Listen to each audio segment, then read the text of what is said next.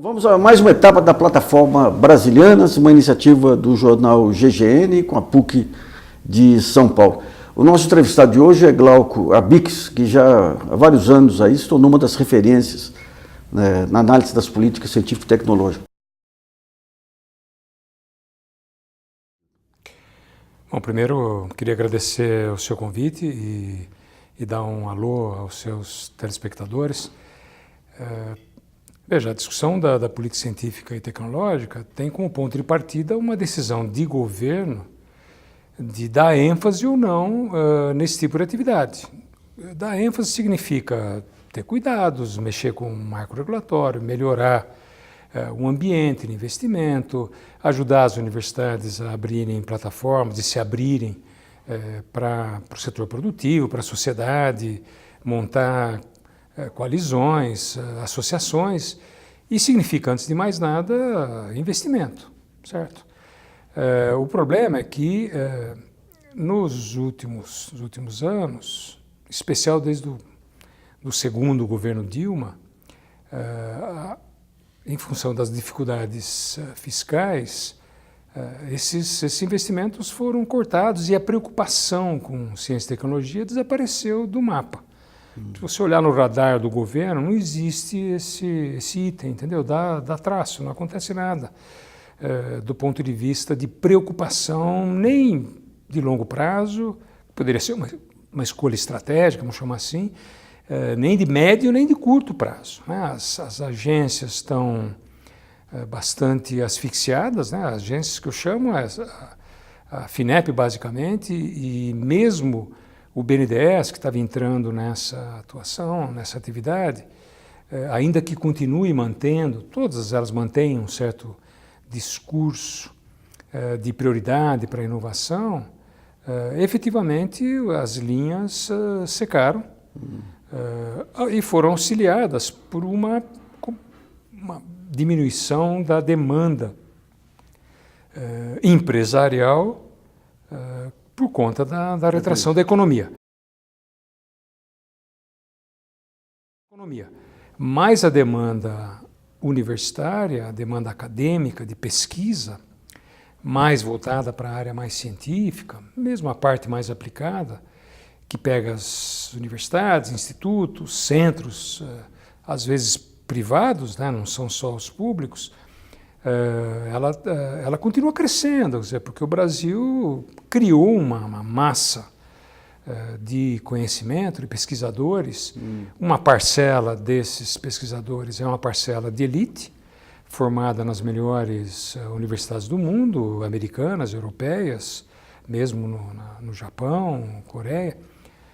E esse pessoal entende, sabe identificar tendências e precisa de recursos, porque senão as coisas murcham, entende? Essa é a grande confusão, é uma das grandes confusões da atual equipe econômica. Ela opera cortes sem nenhuma análise de qualidade.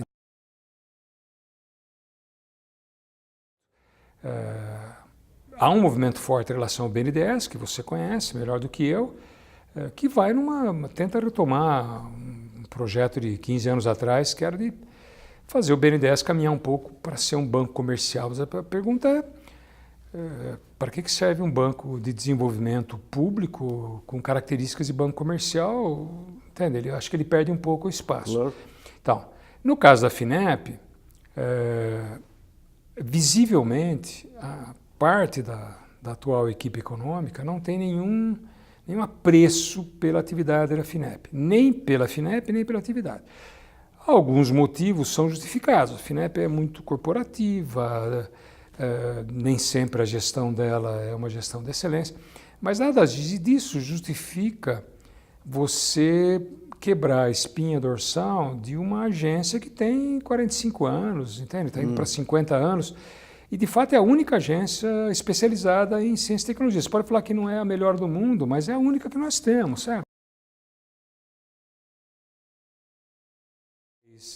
A trajetória no governo Lula e no governo Dilma, ela não foi uma trajetória linear, evolutiva, vamos dizer assim, não daria para chamar que é uma trajetória límpida, cristalina em relação à questão da inovação. Acho que em 2004 houve um avanço gigante, depois de anos sem políticas industriais, tecnológicas, científicas, que foi a Política Industrial Tecnológica de Comércio Exterior, a PITSE, de 2004. Ela foi elaborada em 2003, mas foi lançada em 2004, porque ela tinha o centro na inovação. Então ela chamou a atenção das empresas, das universidades e do país, que era fundamental você ter ganhos de produtividade com uma forma nobre, vamos chamar assim, de sustentar crescimento, de estimular crescimento. Não há nenhuma mágica nisso, mas era fundamental fazer isso, porque o sistema produtivo brasileiro é muito conservador, né? Sempre foi no passado e continua sendo até hoje, ainda que tenha evoluído, ou pelo menos algumas áreas, algumas partes. Então aí eu considero que foi um marco bastante importante ter introduzido a preocupação com a inovação. Que, veja, setores mais conservadores, vamos chamar, usando a terminologia mais à direita, vamos chamar assim, uma parte era avessa a isso porque achava que o Brasil, e acha até hoje, né, que o Brasil, isso aí é coisa para suíço, alemão, tal, entende?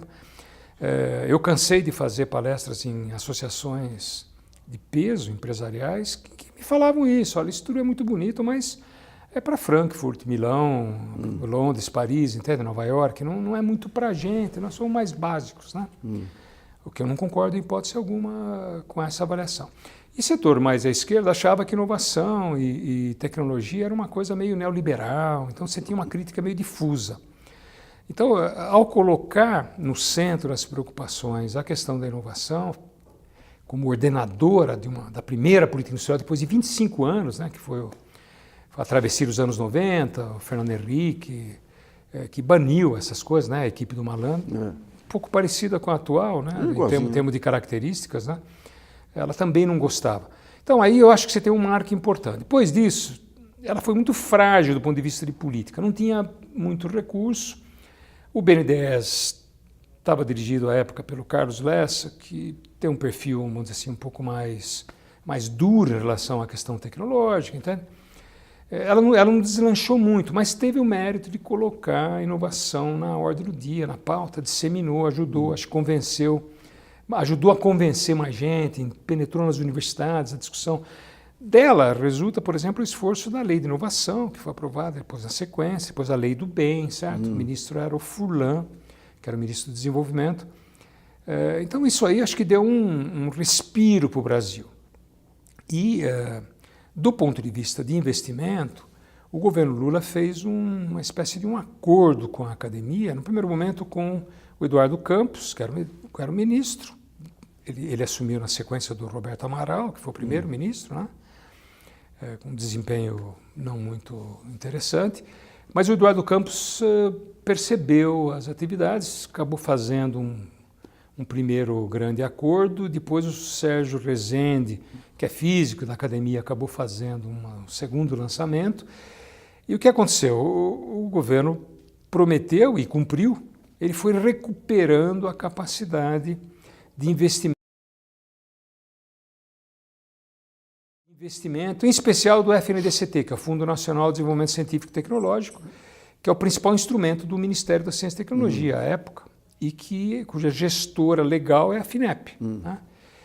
Então, se você olhar, se os telespectadores olharem a curva ascendente, é muito acentuada, né? De 2003, 2004 até 2010, a recuperação é forte. Tanto é que 2010 é o primeiro ano na história, triste falar, primeiro e único, na história em que o FNDCT é utilizado plenamente, em que não há contingenciamento, em que não há cortes, nem mesmo os escondidos, certo? Você sabe que o orçamento público se presta a essas brincadeiras, esses jogos, né?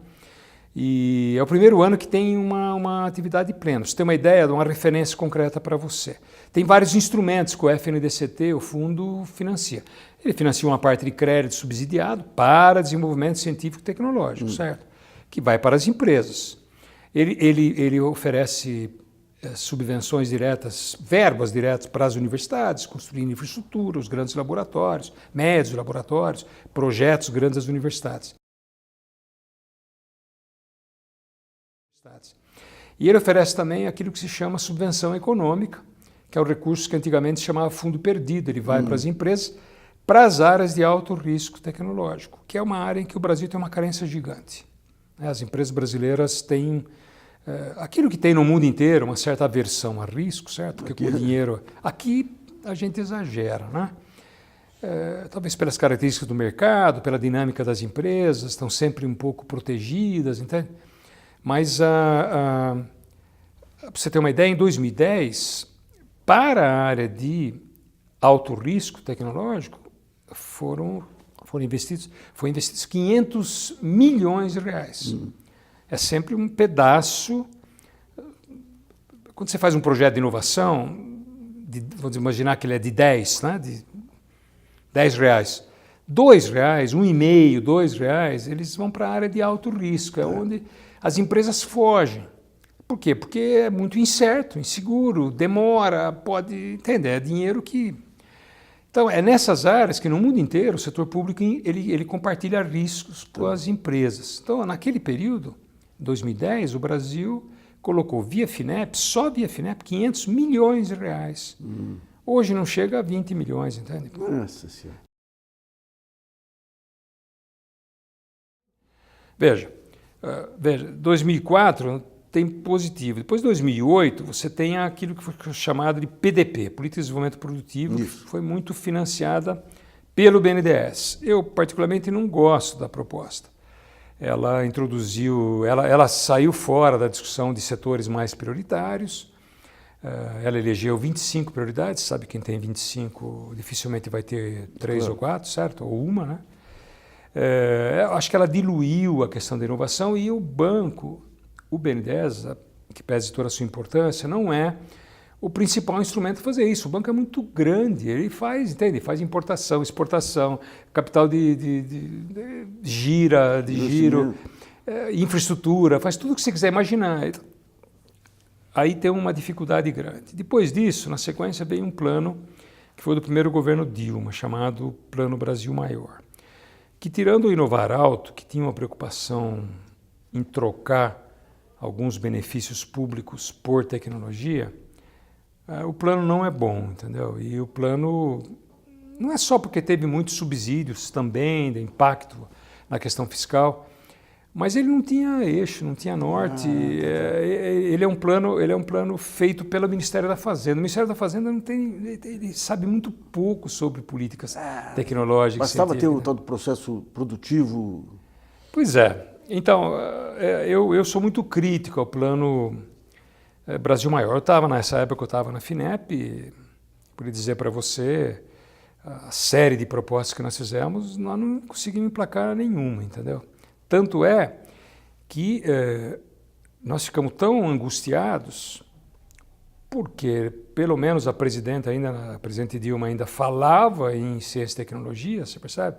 E eu nunca vou poder reclamar recursos para a FINEP, eles chegaram de peso. A FINEP saltou de 2011, que ela investia algo em torno de 1,2 bilhão no ano, ela saltou para 12 bi em 2014, entendeu? Nas várias modalidades, né? Crédito, subvenção, cooperativo, não tem do que reclamar, o salto foi muito grande, mas do ponto de vista Brasil Maior, que tinha um impacto, foi muito, eu acho que foi ruim para a gente. Nós começamos a ficar muito angustiados. Em 2013, nós conseguimos conversar com a presidente, expor para ela a situação e apresentamos uma variante, veja a situação, que chamava-se Brasil Maior e Inovação. Então ela gostou, mas não quis que chamasse Brasil Maior. Então se chamou Inova Empresa, e que nós acabamos fazendo junto com o BNDES um plano de 32 bilhões de reais, quando todo mundo falava que as empresas não queriam inovar ou não tinham projeto, a demanda foi quase 100 bilhões. Olha só. Então, um salto muito grande, que eu considero, viu, Nassif, o primeiro grande programa inteiramente voltado à inovação e tecnologia no Brasil, com eixo em P&D industrial, mas não só, P&D também na área de serviços. E essas empresas de todos os setores? Todos os setores. Nós fizemos 12 grandes programas na área de petróleo, na área de energias Era aqueles limpas. programas que eram analisados pelos conselhos da Agência Brasileira de Desenvolvimento Industrial, não? A Agência Brasileira participava da coordenação. Os conselhos eram formados, Inova Saúde, Inova Equipamento de Saúde, Inova Fármacos. Era Ministério da Saúde, FINEP, BNDES e participava a agência também. Agora, são 12 programas, na área de defesa, na área de telecomunicações, na área de tecnologias assistivas. Olha, dos programas que a gente previa, nós não conseguimos fazer. Nós fizemos sustentabilidade, nós não conseguimos fazer a área de urbanização, toda a parte de cidades, né, Smart Cities. Não conseguimos fazer toda a parte de tecnologias sociais, é uma resistência muito grande, certo? Mas fizemos 12 programas com uma demanda gigantesca.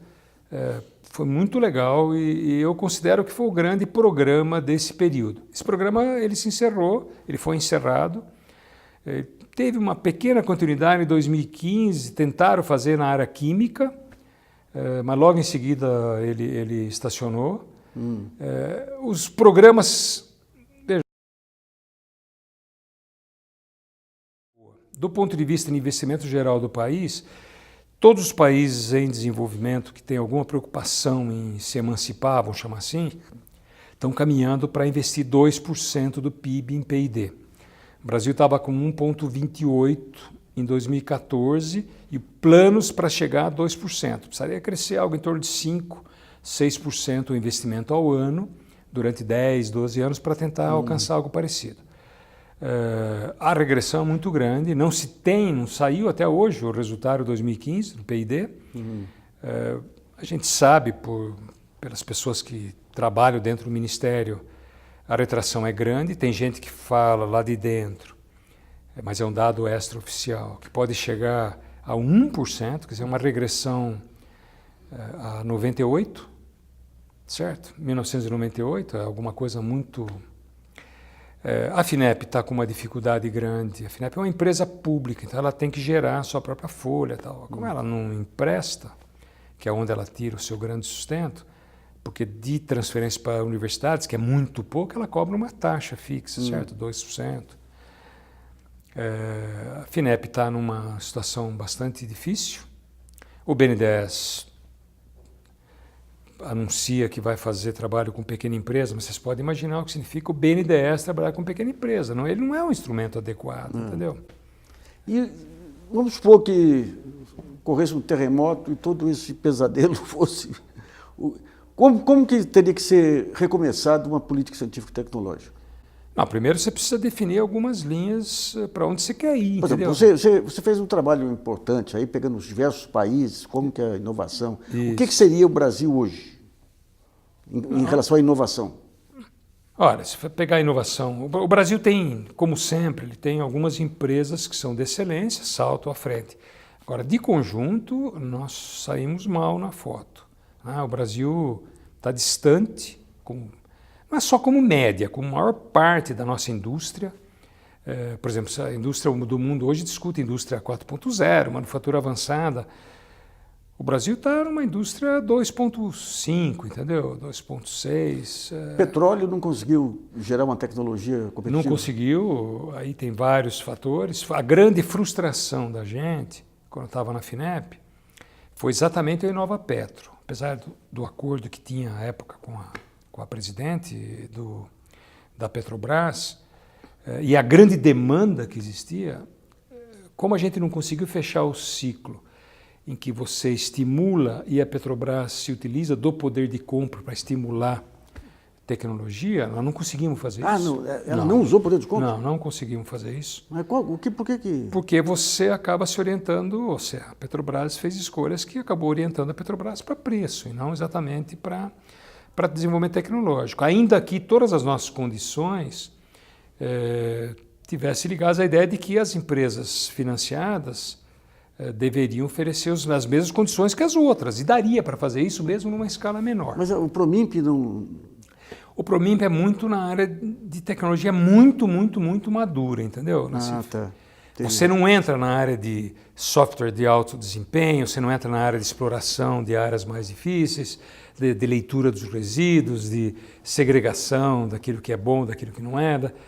Você tem muita dificuldade. Para o MIMP, ele se presta para algumas coisas, mas para a gente dar um salto, ele não é um instrumento adequado. Ele se presta muito para fazer extensionismo. Você amplia o que é super necessário e positivo.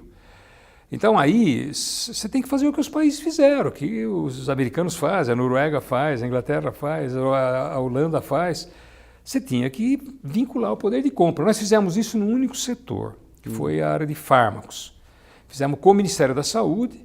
Nós trabalhamos a ideia de lançar editais dos principais medicamentos de alta complexidade que o Brasil não produzia, que tinha impacto na balança, que sangrava o Brasil e que era necessário para o SUS, para o sistema. Então, junto com o Ministério, nós fizemos isso, lançava o edital, os consórcios públicos, privados, com universidades, eles se formavam, se candidatavam e eles tinham que oferecer preço, de qualidade e no prazo que o Ministério queria. Se eles oferecessem as 3 condições, o Ministério se dispunha a investir até 8 bilhões ano em compras públicas. Então aí fechou. Então nós tentamos fazer isso lá, só conseguimos na saúde, o ministro era o Padilha. O Temporão que antes... o Temporão começou com ele, depois foi com o Padilha, que desenvolveu. Não conseguimos fazer isso na área de defesa, porque a instabilidade do orçamento é muito grande, que seria uma outra área fundamental de fazer isso, e tampouco fizemos na área de petróleo. Então, seria 3 áreas que o Brasil poderia dar um salto muito grande. Não conseguiu dar, deu em medicamentos, algumas empresas brasileiras ainda continuam, alguns laboratórios continuam operando um trânsito de grandes produtores de genérico para entrar em áreas mais intensivas de pesquisa e desenvolvimento, estão muito melhores do que antes. Antes investia 1,5%, 2% do faturamento, que era a expressão do genérico, certo? Para você ter uma ideia, você pega uma grande dessa aí, Pfizer, Merck, investe 25%, 26% do faturamento, porque são empresas, quer dizer, é um setor, a área de fármacos, que é muito intensiva em pesquisa. As brasileiras investiam muito pouco, porque vendia genérico. Depois elas se diversificaram. Hoje elas investem, algumas que investem 10%, 12%, 13%. Tá. Então tem uma evolução grande. E eu acredito que o Inova Empresa, o Inova Saúde, Inova Fármacos, no caso mais específico, desempenhou um papel importante, certo? Eu não tenho avaliação disso. Aliás, quando eu saí da FINEP, tinha costurado um acordo internacional para uma auditoria externa, né, para a gente. O Brasil tem uma carência muito grande de fazer avaliação do que faz, né, Marci? Você sabe disso, né? Isso não foi para frente, infelizmente. Mas se você pergunta o que tem que continuar, bom, aquilo que deu certo tem que ser retomado, entende? O Brasil tem que ter estratégia, desenvolvimento. O mundo todo está caminhando para a inteligência artificial, big data, analytics, entende? Então, nós vamos fazer só isso? Claro que não. O Brasil tem um parque diferente. Então, nós temos que tirar o atraso de algumas áreas, mas mantendo nos segmentos mais avançados, nós temos que desenvolver essas novas tecnologias. Não tem por onde. E as universidades podem contribuir muito para isso, mas não do jeito que estão. Percebe que as coisas elas se encadeiam, né? As universidades podem oferecer, como estão oferecendo no mundo inteiro, aquilo que se chama test lab. São laboratórios para fazer teste, multiusuários, multi-institucionais. As empresas vão lá e compram o serviço, fazem teste. Porque se você deixar para cada empresa construir o seu laboratório, nós vamos estar usando esquemas já superados. As coisas não funcionam hoje assim. Aquele modelo daquele laboratório lá de Campinas, ele é vitorioso, consolidado? Ele está consolidado, eles estão conseguindo. O Rogério Cerqueira Leite, que é o diretor-geral, conseguiu até agora manter um fluxo de investimento. Então, o Sirius, que é a fonte de luz de 4ª geração, que ninguém tem. Eu acabei de voltar da Suécia agora. Os suecos têm uma fonte de luz, a única do mundo, de 4ª geração. A fonte de luz brasileira é uma geração de 2ª, que é o síncroton, lá mesmo. E o Brasil está construindo esse, que é de 4ª geração. Então, isso colocaria o Brasil à frente dos Estados Unidos, China e todo mundo, como um grande polo para fazer. Não é só pesquisa, né? O síncroton, ele entra na produção, entra na área de biotecnologia, entra na área de materiais, ele entra em várias áreas. O Rogério está conseguindo, um esforço gigantesco, você pode imaginar, né? Ele está conseguindo manter um fluxo de recursos. Mas ninguém sabe até quando, a insegurança é grande, você percebe? E eles trabalham muito essa ideia de compartilhamento, de coparticipação. Isso é super positivo. É um super caminho para a gente. Tá. A tradição brasileira, que é uma pesquisa enclausurada na universidade, é que cada professor tem o seu laboratório com a sua chave, certo? Então esse esquema não funciona mais. Quer fazer ciência de gente grande, tem que fazer laboratórios multiusuários, multi-institucionais, são abertos, colocar aluno, gente jovem para dentro e manter uma avaliação muito frequente e constante para que a qualidade não caia, entendeu? Tá joia. Bom, queria agradecer muito ao Glauco Abix aí para esse depoimento aí para a Plataforma Brasilianas, que é uma iniciativa do jornal GGN com apoio da PUC de São Paulo.